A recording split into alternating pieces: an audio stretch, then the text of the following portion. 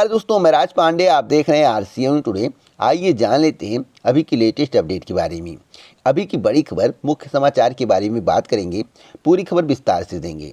आज की इस वीडियो में आपको 13 बड़ी खबरों के बारे में जानकारी मिलेगी जो पूर्णतः सही और सटीक होगी। इस चैनल के माध्यम से आपको निष्पक्ष खबरें दी जाती हैं, न पक्ष न विपक्ष। क्यों निष्पक्ष खबरों को अगर आपको देखना है तो अभी चैनल को सब्सक्राइब कर लें, बेल आइकन दबा दें, ऑल पर सेलेक्ट कर दें, जिससे हमारे वीडियो का नोटिफिकेशन आप तक सबसे पहले पहुंच जाए। मैं आपको बताना चाहता हूं, यह एक न्यूज़ चैनल है। इस चैनल के माध्यम से आपको विभिन्न प्रकार की खबरें दी जाती है। भर्ती परीक्षाओं से संबंधित, आम जनता से संबंधित, राजनीतिक मुद्दाओं से संबंधित पूरी खबरें आपको दिखाने का प्रयास किया जाता है, बताने का प्रयास किया जाता है। इसलिए आपको समझना होगा कि यह न्यूज़ चैनल है, कोई भर्ती परीक्षा चैनल नहीं है। अगर आपको सभी प्रकार की खबरें चाहिए, सही और सटीक चाहिए, तो आप जुड़िए, अन्यथा इस चैनल को सब्सक्राइब ना करें। सबसे पहले मैं बात करूंगा युवाओं को लेकर। जैसा कि कल मेरे द्वारा इसी के संबंध में विश्लेषण किया गया था, आपको जानकारी दी गई थी, आपको बताया गया था कि अब की बार 2022 की विधानसभा चुनाव में कौन से मुद्दे नंबर 1 पर रहने वाले हैं। 4 बड़े मुद्दे के बारे में जानकारी दी गई थी। 4 बड़े मुद्दे कौन कौन से थे, कल की वीडियो में बताया गया। उस वीडियो को जरूर देखिएगा।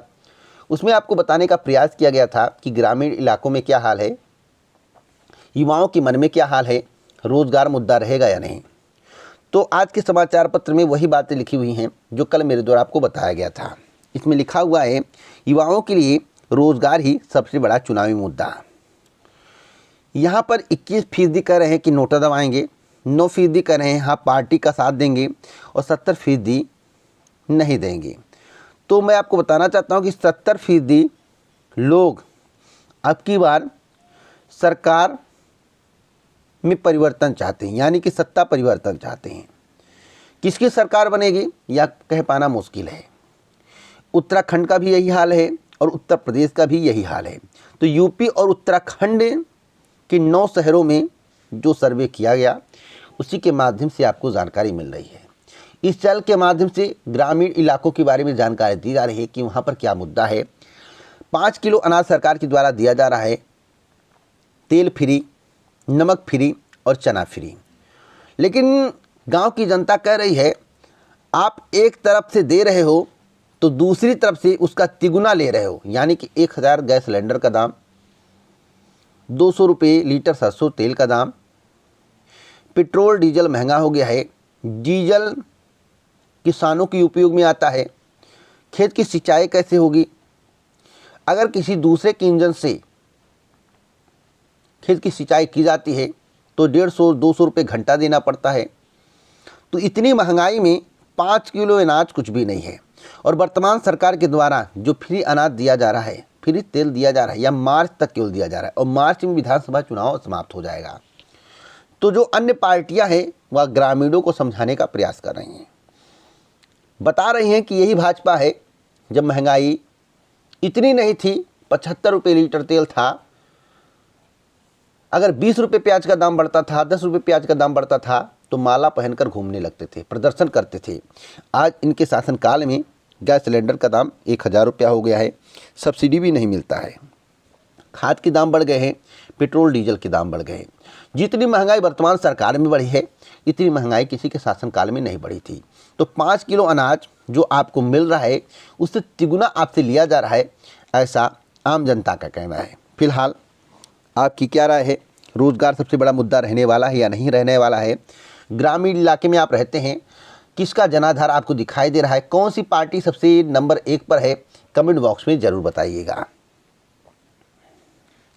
अगली अपडेट है कि भारत की सेना में रिक्त हैं 1 लाख से अधिक पद।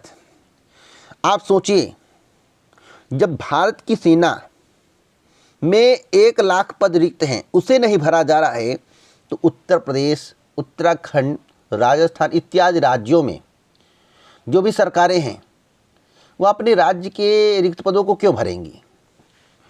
सेना का पद खाली नहीं होना चाहिए, इसे भरा जाना चाहिए। देश की सुरक्षा की बात है, लेकिन वर्तमान सरकार इसमें भी कोताही बरत रही है। जैसा कि आप अपनी स्क्रीन पर देख रहे हैं, यहाँ पर बताया गया है, अफसर के 53,569, रैंक 11,35,799, अफसर 476 रैंक के बारे में जानकारी दी है। और यहाँ पर बताया गया है कि सशस्त्र सेनाओं में कार्यरत रक्षा कर्मियों की संख्या, तो जो मैं आपको बता रहा हूँ 53,569, 7,476, 12,048, 621, ये सब सशस्त्र सेना बल के कर्मचारी अधिकारी की संख्या है। अब रिक्त पदों की संख्या के बारे में यहाँ पर बताया गया। रिक्त पदों की संख्या डाट कर दिया गया है और यहाँ पर 11,100, 1,265 यानी कि 1 लाख से अधिक पद खाली हैं। इन्हें कब भरा जाएगा, सरकार को इसके बारे में बताना चाहिए। पिछले 5 वर्षों में देश में आयोजित भर्ती रैलियों का विवरण यहाँ पर दिया गया है, जैसा कि आप अपनी स्क्रीन पर देख रहे हैं। तो क्या ये सब पद भरे जाएंगे? क्या इन्हें भी संविदा पर रखने का प्रयास किया जाएगा? जैसा कि आपको मालूम होगा कि वर्तमान सरकार निजीकरण पर ज़्यादा फोकस कर रही है, तो फिलहाल सेना को संविदा पर नहीं रखा जाना चाहिए। हमें तो उम्मीद नहीं है, हो सकता है कि टेंडर वेंडर ठेका उका इसका भी दे दिया जाए, लेकिन ऐसा अगर वर्तमान सरकार के द्वारा किया गया तो पूर्णतः गलत होगा। भारत की सेना भारत की जान है।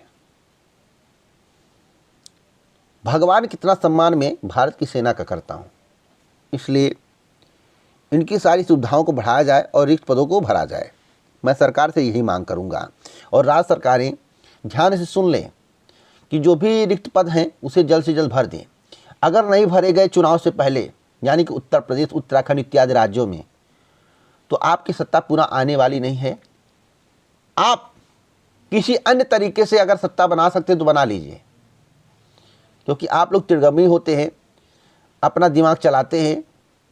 और अब की बार ध्रुवीकरण नहीं होने वाला है, हिंदू मुस्लिम नहीं चलने वाला है, केवल विकास के मुद्दे पर चुनाव होगा, जहां तक मैं जानता हूं। आपका क्या मुद्दा रहेगा, आप लोग अपनी राय कमेंट बॉक्स में जरूर दें। अगली अपडेट है राजस्थान की। रीट में पद बढ़ाकर 50,000 करने की मांग, तो सरकार के खिलाफ फिर सड़क पर उतरे बेरोजगार। तो राजस्थान की खबर है। राजस्थान के युवाओं ने डिप्टी सीएम को पत्र भी भेजा था और ज्ञापन भी दिया है। और मैं आपको बताना चाहता हूं कि पद बढ़ेंगे, 50,000 होंगे या नहीं इसकी कोई गारंटी नहीं है, लेकिन 35,000 से लेकर 45,000 के बीच में पदों की संख्या हो सकती है, जो कि अब तक की सबसे बड़ी खबर है। और यहाँ पर घोषणा के 2 साल बाद भी भर्ती प्रक्रिया आरंभ नहीं हुई। 2 साल में बीएड और बीएसटीसी के करीब 2.5 लाख नए अभ्यर्थियों शिक्षक भर्ती की दौड़ में शामिल हो गए। लगातार रिटायर हो रहे शिक्षकों के कारण खाली पदों की संख्या बढ़ गई है।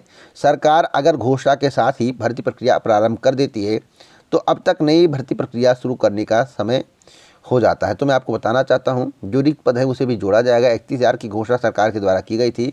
सरकार ने जो घोषणा किया था उस पर कायम है, लेकिन छात्रों की मांग है, प्रतियोगी छात्रों की मांग है, प्रशिक्षुओं की मांग है कि और भी रिक्त पद हैं उसे भी ऐड कर दिया जाए। तो पूर्ण संभावना है कि 35,000 से लेकर 45,000 तक पदों की संख्या हो सकती है।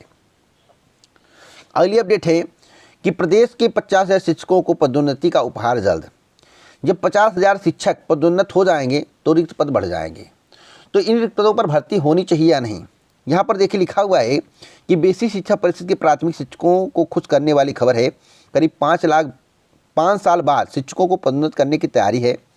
इसमें उन्हीं शिक्षकों को लाभ मिल सकेगा जो सेवा के 5 साल पूरे कर लिए हैं। मैं आपको बताना चाहता हूँ, अगर 50,000 प्रमोट कर दिए जाते हैं, पदोन्नत कर दिए जाते हैं, तो पदों की संख्या लगभग 1.5 लाख से अधिक हो जाएगी। तो सरकार ने समिति गठित क्यों की? सरकार यह जानती थी कि भविष्य में इन्हें प्रोन्नत किया जाएगा, तो जो प्रोन्नत किए जाएंगे उनके जो रिक्त पद होंगे उस पर भर्ती कब की जाएगी, सरकार इसके बारे में स्पष्ट जानकारी दे। सुपर टेट की परीक्षा इस वर्ष होगी या नहीं होगी, अगले वर्ष चुनाव से पहले होगी या नहीं होगी, अगर इसके संबंध में आपको पूरी जानकारी चाहिए तो आप आज का वीडियो देखना मत भूलिएगा। दोपहर में वीडियो बनाऊंगा जानकारी कलेक्ट करने के बाद। लेकिन मैं आपको बता दूं कि वर्तमान सरकार प्राथमिक शिक्षक भर्ती नहीं देना चाहती है और आगे संविदा लागू हो सकता है, मैं इतना आपसे बता सकता हूं। और मेरा कर्तव्य है कि आपको सही जानकारी देना। 5 साल का संविदा लागू होगा, इसमें 2 राय नहीं है। बस एक बार और सत्ता में आने दीजिए, एक बार और सत्ता में आने दीजिए। और जब भी भर्ती आएगी तो 70,000 प्लस पदों पर आएगी, इससे कम नहीं आएगी। इनके सरकार में आएगी या नहीं आएगी इसकी कोई गारंटी नहीं है। अगली अपडेट है ग्राम विकास अधिकारी भर्ती परीक्षा को लेकर। राजस्थान की खबर है, ड्रेस कोड विवादों में बेरोजगार बोले, कहां से लाएं साधारण जर्सी या कोट। तो सरकार का यह रुख मुझे सही नहीं लग रहा है। राजस्थान सरकार के द्वारा जो नियम लगाए गए हैं वह पूर्णतः गलत हैं। हाँ, चेकिंग के दौरान कपड़े को निकलवा दिया जाए लेकिन बाद में पहनने की अनुमति दी जाए। और मैं आपको बताना चाहता हूँ, ठंडक जोरों से है, सरकार को इसके बारे में सोचना चाहिए। अगर बिना कपड़े के परीक्षा देंगे तो क्या होगा। ऐसा नहीं कि पूरा ओपन परीक्षा नहीं होगा। हाँ, जर्सी आप नहीं पहन सकते हैं, लड़के साल लेकर नहीं जा सकते, इत्यादि कई सतर्कता बरती गई है। सरकार चाहती है कि नकल विहीन परीक्षा हो, जिसके कारण यह व्यवस्था की गई है। लेकिन मैं आपको बताना चाहता हूँ, जो व्यवस्था की गई है इसके अतिरिक्त व्यवस्था की जानी चाहिए थी। लेकिन सरकार ने जो कहा है कि बिना जर्सी के आप परीक्षा देंगे, ठंडक के महीने में अभ्यर्थी जर्सी बिना परीक्षा कैसे देंगे। तो सरकार इसके बारे में सोचे, नहीं तो सरकार को भी झटका चुनाव में लगेगा, इसमें दो राय नहीं है। अगली अपडेट है, ग्राम विकास अधिकारी भर्ती परीक्षा देने जा रहे अभ्यर्थियों के लिए सूचना। राज्य कर्मचारी चयन आयोग ने ग्राम विकास अधिकारी परीक्षा की तिथि घोषित की है। साथ ही परीक्षा के लिए एडमिट कार्ड भी जारी कर दिया है। अभ्यर्थी अधिकारी वेबसाइट पर जाकर शेड्यूल और एडमिट कार्ड डाउनलोड कर सकते हैं। परीक्षा का आयोजन 27 व 28 दिसंबर को किया जाना है। परीक्षा का आयोजन 2 पालियों में किया जाना है और समय 2 घंटे का होगा। पहली पाली में परीक्षा सुबह 10 बजे से 12 बजे तक, वहीं दूसरी पाली में परीक्षा 2:30 बजे से 5:30 बजे तक चलेगी। तो आप सभी अभ्यर्थियों को अग्रिम शुभकामनाएं। अगर सरकार के द्वारा कोई नियम लगाया गया है तो उसका आप लोग पालन करिए। जहाँ तक रही कोट जर्सी साल की बात, तो आप लोग परेशान मत हुइए, सरकार के द्वारा जल्द ही इसके संबंध में निर्देश दिया जाएगा, कुछ परिवर्तन किया जाएगा। अगली अपडेट है कि नेट के दूसरे चरण की परीक्षा 24 से। अजमेर की खबर है, NTA यानी कि जूनियर रिसर्च फेलोशिप और असिस्टेंट प्रोफेसर पात्रता के लिए देश भर में आयोजित होने वाली दूसरे चरण की ऑनलाइन राष्ट्रीय पात्रता परीक्षा की पंजीकृत अभ्यर्थियों के लिए विषय और तिथिवार शेड्यूल जारी किया गया है। परीक्षा 24 से शुरू होकर 27 दिसंबर को संपन्न होगी। पहले चरण में 80 विषयों के लिए हुई परीक्षा में 20 नवंबर से 5 दिसंबर तक चली थी। परीक्षा की वरिष्ठ निदेशक ने यह जानकारी दी है। तो परीक्षा कब से होगी? 24 से स्टार्ट होगी नेट के दूसरे चरण की। अगली खबर इलाहाबाद विश्वविद्यालय की है, उत्तर प्रदेश की खबर है। साक्षात्कार में एक पद पर 20 अभ्यर्थियों को बुलाने पर अड़े प्रतियोगी छात्र। शिक्षक भर्ती का मामला है। अभ्यर्थियों ने कुलाधिपति और केंद्रीय शिक्षा मंत्री को लिखा पत्र। जैसा कि 20 गुना की मांग चल रही है, 20 गुना मुझे सही नहीं लग रहा है। 3 गुना होता तो सही था, 8 गुना कर दिया गया तब भी सही। या 20 गुना कौन सा नियम है बुलाने का? तो सबसे पहले इसके बारे में सरकार को त्वरित निर्णय लेना चाहिए, नहीं तो इस तरह से कार्य बाधित होता रहेगा। तो शिक्षक भर्ती समय से अगर सरकार को पूरा कराना है तो 20 गुना, 8 गुना, 3 गुना जो भी निर्णय लेना है ले ले, क्योंकि 8 गुना का निर्णय पहले लिया जा चुका है। अब अभ्यर्थी 20 गुना पर अड़े हुए हैं। तो क्या अभ्यर्थियों की यह मांग सही है? आप लोग अपनी राय कमेंट बॉक्स में जरूर दें। अगली अपडेट है इलाहाबाद विश्वविद्यालय की।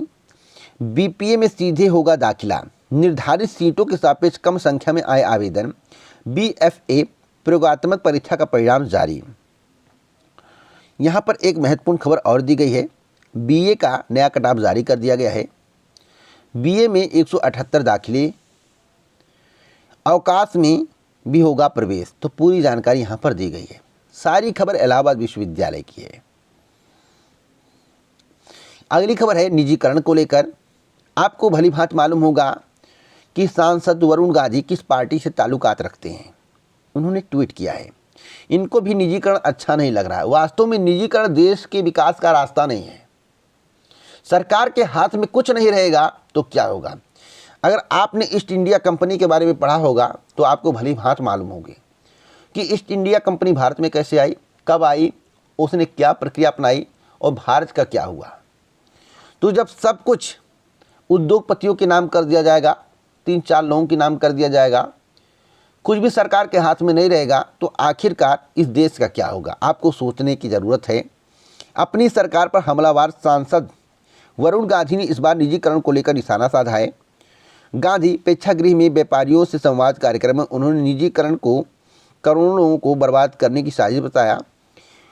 उन्होंने कहा कि निजीकरण के नाम पर सब कुछ बेचा जा रहा है। सांसद ने कहा कि निजीकरण और ई कॉमर्स के जरिए हो रहे तमाम कारोबार देश की अर्थव्यवस्था के लिए खतरा है।